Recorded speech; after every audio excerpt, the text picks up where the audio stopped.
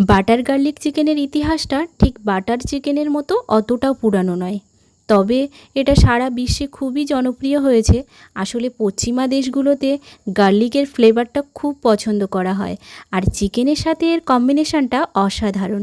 তাই ধীরে ধীরে এই রেসিপিটা বিভিন্ন রেস্তোরাঁয় জায়গা করে নেয় এবং জনপ্রিয় হয়ে ওঠে।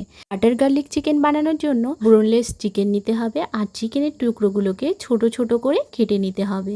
তারপর এর মধ্যে গোলমরিচ, লবণ, কর্নফ্লাওয়ার দিয়ে খুব ভালো করে মেখে নিতে। তারপর চিকেনের টুকরোগুলোকে গরম তেলে ভেজে তুলে নিতে হবে। যতটুকু তেল থাকবে তার মধ্যে পরিমাণ মতো বাটার দিয়ে আর বেশ খানিকটা কুচানো রসুন কুচি দিয়ে ভেজে নিতে হবে।